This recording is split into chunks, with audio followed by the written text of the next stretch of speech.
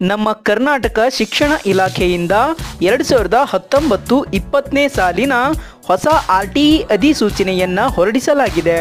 ಹಾಗಾದರೆ ನಮ್ಮ ಮಕ್ಕಳನ್ನು RTE ಅಡಿಯಲ್ಲಿ ಉಚಿತ ಅಡ್ಮಿಷನ್ ಮಾಡಿಸುವುದು ಹೇಗೆ, ಬೇಕಾಗುವ ದಾಖಲೆಗಳೇನು ಹಾಗೂ ಯಾವಾಗ ಆನ್ಲೈನ್ ಅರ್ಜಿಗಳನ್ನು ಸಲ್ಲಿಸಬಹುದು ಮತ್ತು ಆಯ್ಕೆಯಾಗಿರುವ ಮಕ್ಕಳ ಹೆಸರುಗಳ ಪಟ್ಟಿಯನ್ನು ಬಿಡುವ ದಿನಾಂಕ ಹಾಗೂ ಈ ಬಾರಿ RTE ಅರ್ಜಿಯಲ್ಲಿ ಬದಲಾಗಿರುವ ನಿಯಮ ಏನು ಅಂತ ಕಂಪ್ಲೀಟ್ ಆಗಿ ಈ ವಿಡಿಯೋದಲ್ಲಿ ನೋಡೋಣ.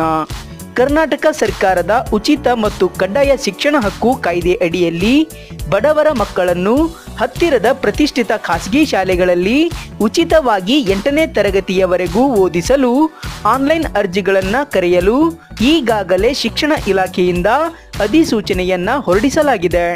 RTE ಅರ್ಜಿ ಸಲ್ಲಿಸಲು ನಮ್ಮ ಬಳಿ ಮಗುವಿನ ಆಧಾರ್ ಕಾರ್ಡ್ ಹಾಗೂ ತಂದೆಯ ಅಥವಾ ತಾಯಿಯ ಆಧಾರ್ ಕಾರ್ಡ್ ಮತ್ತು ಜಾತಿ ಮತ್ತು ಆದಾಯ ಪ್ರಮಾಣ ಪತ್ರ ಈ ಎಲ್ಲ ದಾಖಲೆಗಳು ಬೇಕು. ಜೊತೆಗೆ ಆಧಾರ್ ಜೊತೆ ಲಿಂಕ್ ಆಗಿರುವ ಮೊಬೈಲ್ ಸಂಖ್ಯೆಯ ಮೊಬೈಲ್ ಈ ಎಲ್ಲವನ್ನು ತೆಗೆದುಕೊಂಡು ನೀವು ಆನ್ಲೈನ್ ಮೂಲಕ ಅರ್ಜಿಯನ್ನ ಸಲ್ಲಿಸಬಹುದು.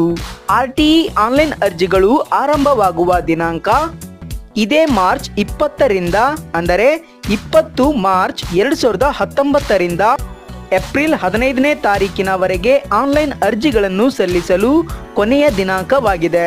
ನೀವು ಆನ್ಲೈನ್ ಮುಖಾಂತರ ಸಲ್ಲಿಸಿರುವ ಅರ್ಜಿಯನ್ನು ಪರಿಶೀಲಿಸಿಕೊಳ್ಳಲು ದಿನಾಂಕ 21 ಮಾರ್ಚ್ 2019ರಿಂದ 20 ಏಪ್ರಿಲ್ 2019ರವರೆಗೆ ನಿಮ್ಮ ಅರ್ಜಿಯು ಸರಿಯಾಗಿ ಸಲ್ಲಿಸಿರುವ ಬಗ್ಗೆ ಆನ್ಲೈನ್ನಲ್ಲಿ ಚೆಕ್ ಮಾಡಿಕೊಳ್ಳಬಹುದು.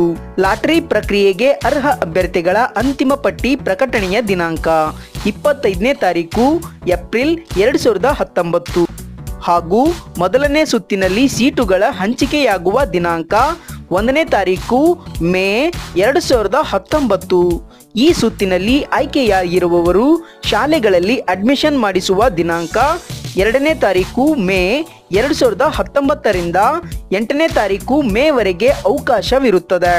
2ನೇ ಸುತ್ತಿನಲ್ಲಿ ಸೀಟುಗಳ ಹಂಚಿಕೆಯಾಗುವ ದಿನಾಂಕ 25ನೇ ತಾರೀಕು ಮೇ 2019.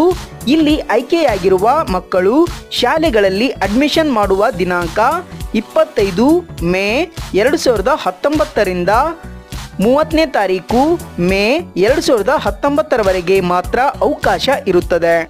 ಹಾಗಾಗಿ RTE ಅರ್ಜಿಗಳನ್ನು ಸಲ್ಲಿಸಲು ಬಯಸುವವರೆಲ್ಲರಿಗೂ ಹಾಗೂ ಎಲ್ಲ ಮಕ್ಕಳ ತಂದೆ ತಾಯಂದಿರಿಗೂ ಹಾಗೂ ಪೋಷಕರಿಗೂ ಈ ಮಹತ್ವದ ಮಾಹಿತಿಯನ್ನು ಶೇರ್ ಮಾಡಿ ಮತ್ತು RTE ಅರ್ಜಿಗಳನ್ನು ಸಲ್ಲಿಸುವವರಿಗೆ ಈ ವಿಡಿಯೋವನ್ನು ತಪ್ಪದೇ ಶೇರ್ ಮಾಡಿ. ಹಾಗಾಗಿ ಈ ವಿಡಿಯೋ ಈ ಮಾಹಿತಿ ನಿಮಗೆ ಇಷ್ಟ ಆಗಿದ್ರೆ ಲೈಕ್ ಮಾಡಿ, ಶೇರ್ ಮಾಡಿ, ಕಮೆಂಟ್ ಮಾಡಿ, ಸಬ್ಸ್ಕ್ರೈಬ್ ಆಗೋದನ್ನು ಮಾತ್ರ ಮರೆಯಬೇಡಿ. Thank you for watching.